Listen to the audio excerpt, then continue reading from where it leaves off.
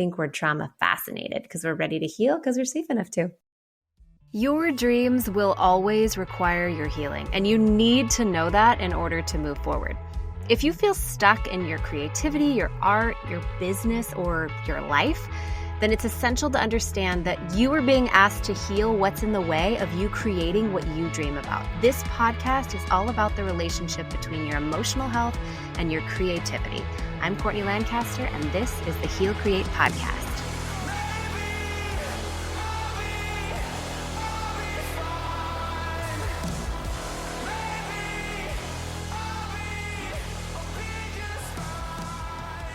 Welcome to another episode of the Heal Create Podcast. I haven't spoken to you all directly in a while. I have had a couple of really great conversations recently on my episodes, and that is wonderful and a really big part of what I want to do is bring these conversations to you guys. But it also makes me feel like I haven't had conversations myself with you, the listener, in a while. And that is something that I want to do today. So this is going to be a 2-part podcast. And I'm just going to take this first half solo. And then I'm going to talk with one of my best friends who's a very gifted internal family systems licensed marriage and family therapist. And we are going to cover this topic that just seems to be coming up over and over again. And it's this idea, are we obsessed with trauma? It's mostly something that I hear from older generations, looking at younger generations who are recognizing what trauma responses are and are spending lots of money in therapy and are trying to figure things out. And if you look at, social media and culture in general, there's definitely a very high awareness of our trauma, of the things that happened to us. And it's something that we're all kind of talking about and trying to figure out. And depending on your perspective, this is a very incredibly amazing human progression as far as our evolution of our species.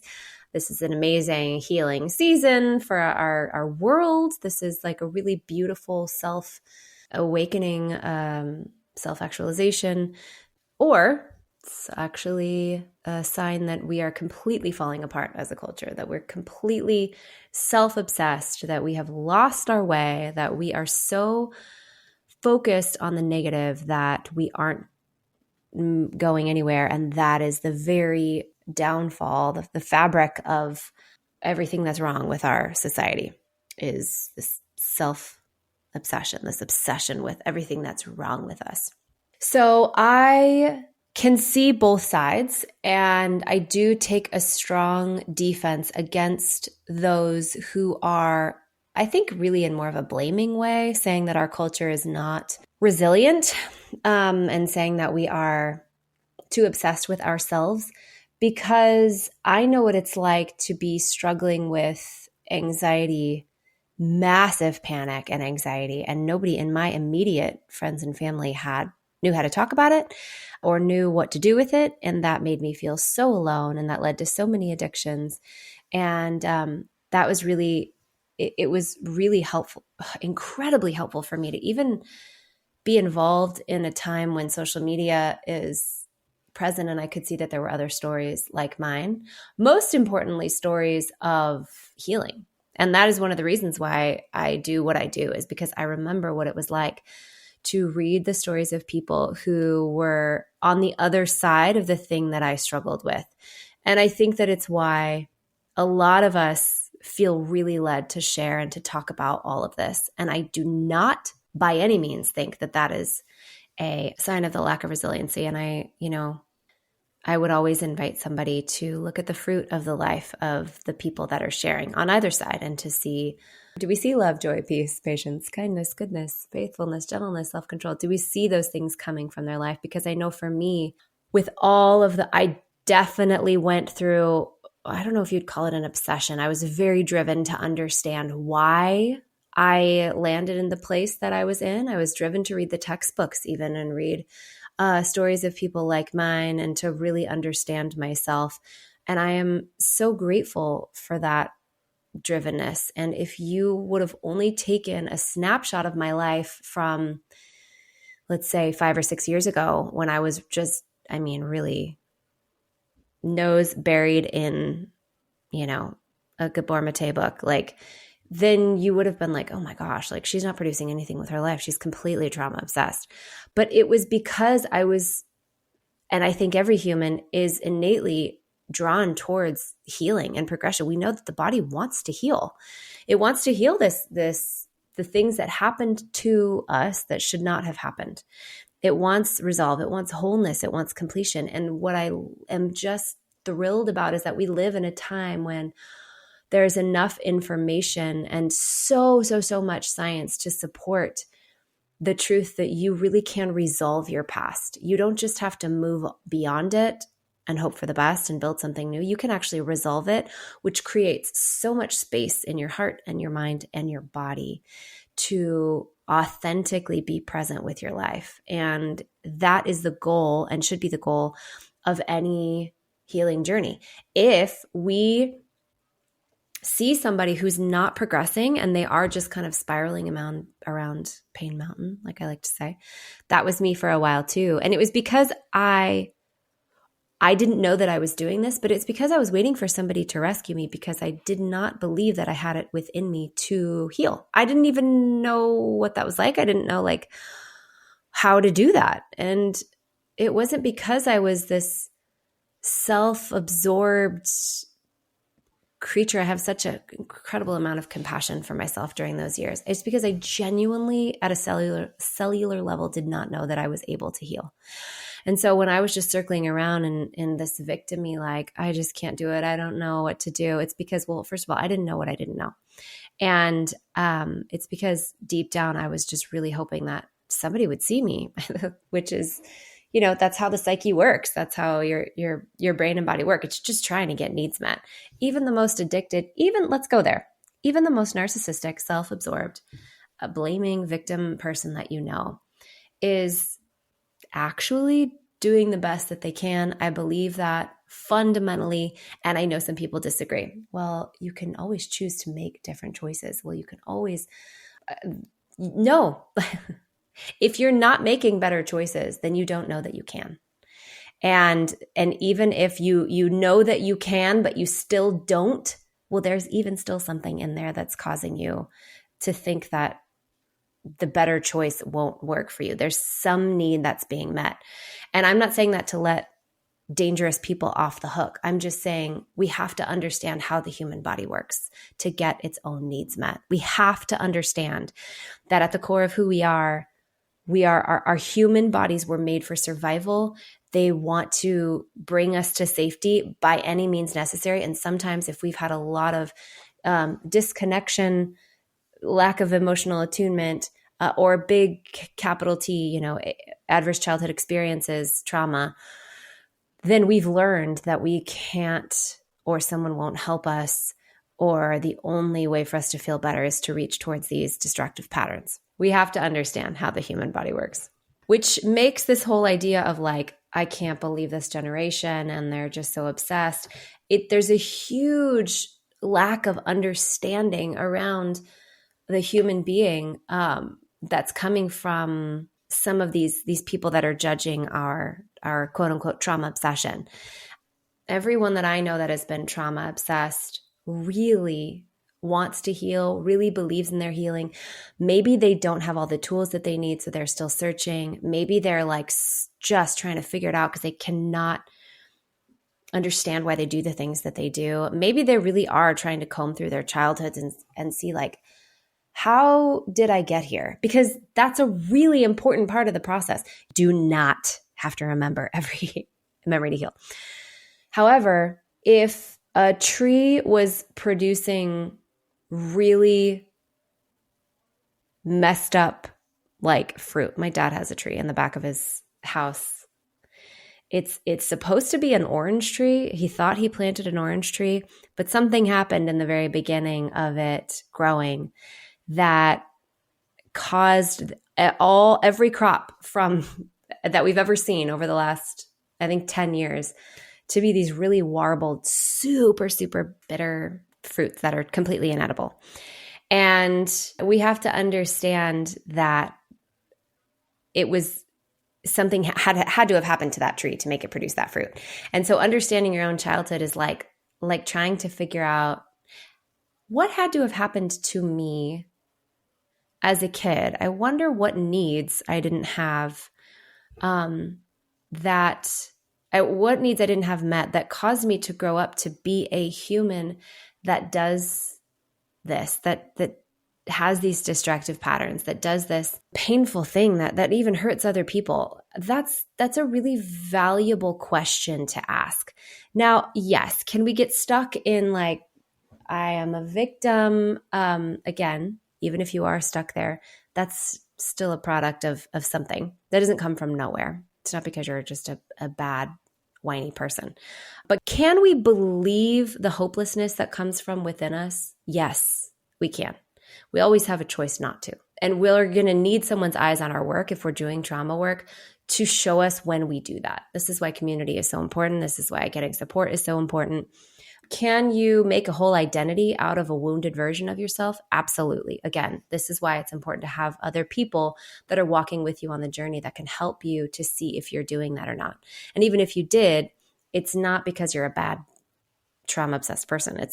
There's some major disempowerment and some confusion around what you're actually supposed to be doing to productively process trauma and emotion. So it is possible to get into these really unhealthy patterns when you're on a healing journey, but that's not what I believe is actually happening as a whole in our community. I do believe in human progression. I do believe in cultural progression and towards goodness. I would be a hopeful eschatologist if you're interested. And that is actually one of the reasons why I think we are so into trauma right now. I think we're going to look back and see it as like a huge growth spurt in our human development, is this awareness of what it actually takes to be a healthy human. We're gonna of course understand that it has a lot to do with how we're raised and how we raise our children, and I think that's going to benefit us as a culture, just to even understand that, because every painful thing that happens to us has its roots tied in that 0 to 12 programming, the 0 to 12 experience that every human being has. But I just think that this season in our human progression is so beautiful. I deeply believe that.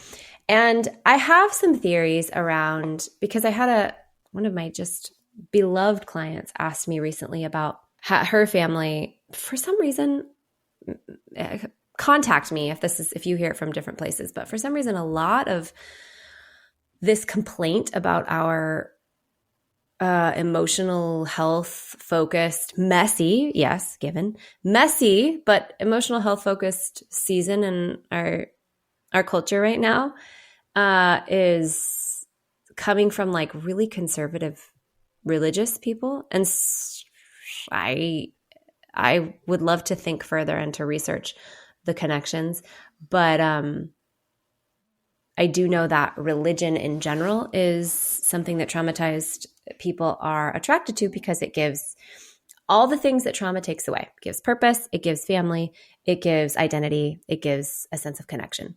All of those are available outside of religion for the healthy human, of course, but religious people tend to really buck against focusing inward.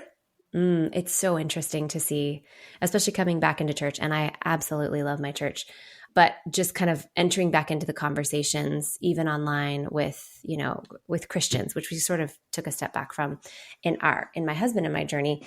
And I love Jesus. I love being a Christian, but it is interesting to see that this is really the case. And even the reason why a lot of religious people believe that the church is falling apart is because of this emotional health obsession.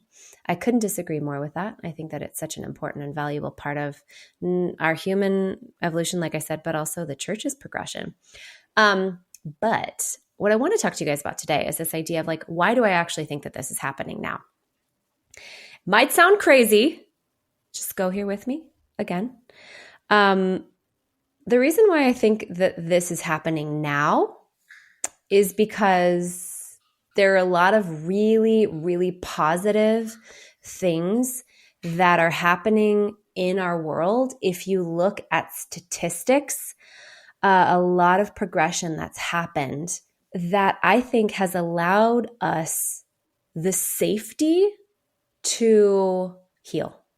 If you look at even Maslow's hierarchy of needs basically says that we have to have some very like physiological needs met before we can even think about just taking the time to focus on our emotional health. And this is something that I have heard people talk about. It's something that I am so interested and fascinated to study. But if you look at Maslow's hierarchy of needs, you can just Google it really quick. You'll see that the physiological needs are food, water, warmth, and rest. The next, after we have those needs, then we can focus on getting the needs met of safety and security. After we have those needs met, then we can focus on getting the needs met of intimate relationships, connection, friendship, healthy relationships, belonging, and love. After we get those needs met, then we can pursue the developmental need of esteem, self-esteem, prestige, feeling of accomplishment, which is just another like way to say, you can say creativity, contribution, and feeling like I'm a valued member of this community. I'm able to show up as myself and contribute.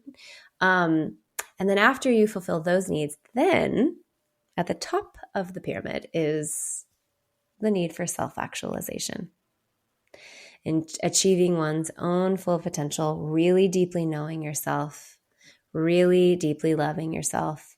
And that can only occur when all of the other needs are met. So what's really interesting about this is that so many of the generations that have come before us actually were not in the privileged position to experience those needs being met. Some of your grandparents even lived barely knowing if they were safe and secure because maybe they were in a country that was in a war, or maybe like your great-grandparents lived through the Great Depression or some of the wars that our country has experienced. And while there are, of course, so many challenges that our world is facing and growing through, I believe, the truth is that as a generation, we are statistically safer than we ever have been. And if we're safer than we ever have been, and that's with the big caveat that there are, of course, people and cultures in the world currently that are absolutely not safe and do not have the same privilege. But those that do have the privilege to heal should. And those of us in the Western world have so much of the things that our grandparents and our great-grandparents did not have. And if you look at the Global Peace Index, it's published annually by the Institute for Economics and Peace. And it measures the state of peace in countries around the world based on like various indicators. And it includes like societal safety and security, domestic and international conflict, militarization. And over the past few decades, there have been fluctuations, but there's just been a general trend toward less conflict, particularly in terms of the number and severity of wars. Now, I know that there are conflicts right now that are so profoundly devastating and very real, and I don't want to dismiss that. I'm just talking about as a whole what the trends have been.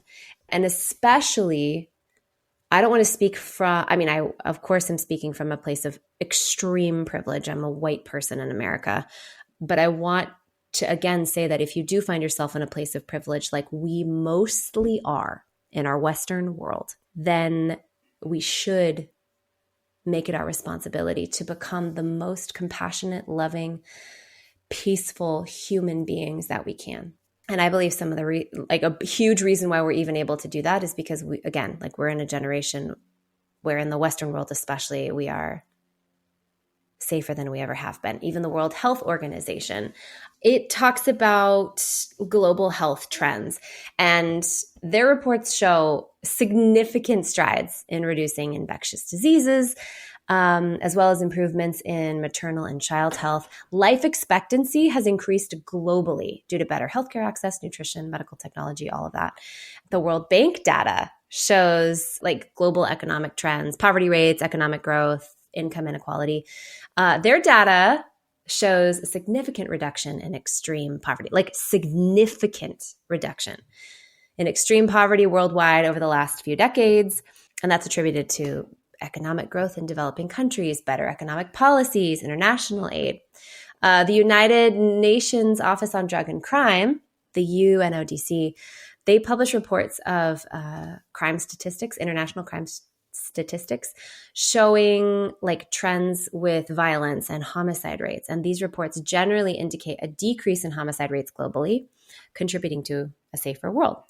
UNICEF and the Global Burden of Disease study, they talk about like the data on health outcomes like child mortality rates, which have decreased dramatically worldwide.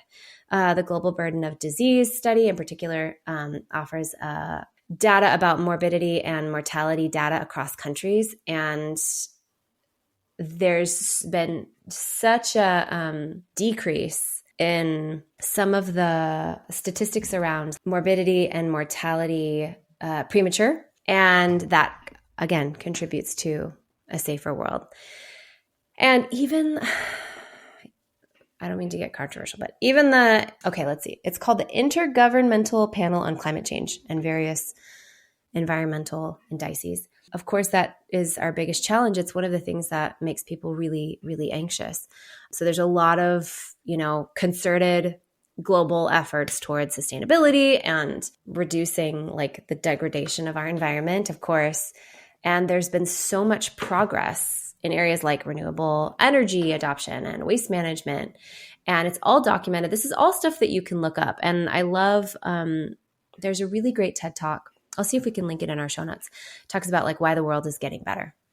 And the thing about it, of course, is that we have more media access than we ever have, of course. I don't have to even convince you of that, And so what can happen is, or what has happened, is that those of us that now we find that we have a lot of our physical needs met. We're not in a constant state of terror or fear due to war or poverty, and again, that's not everyone, but that's a large, large percentage of those, especially in the Western world. If you find yourself in that situation and you are finding that you have a lot of anxiety, this was me. I mean, there was no reason in my present day life for me to have panic attacks. I wasn't being chased by bears.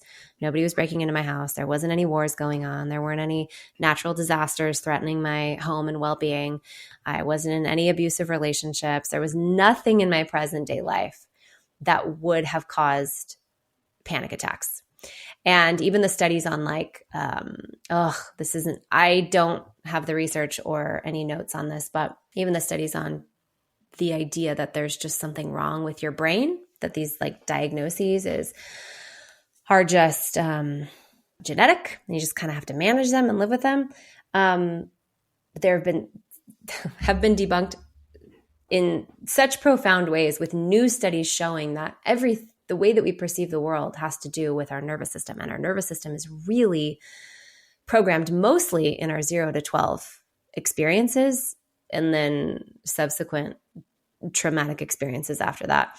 So for me, when I started experiencing all of my pain and panic and anxiety, it was because I had so much safety, actually. There were so many dreams that I had achieved. I had everything that I had thought, I wanted to make me safe. And so my body basically was like, okay, so we're good.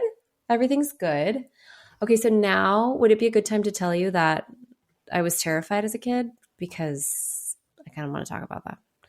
And your body's not going to be like, hey, so all of this safety is really showing me that I would love to just kind of talk to you about what happened, and just in a normal way. Like, let's see if we can work it out. I'd love to just finally cry about it.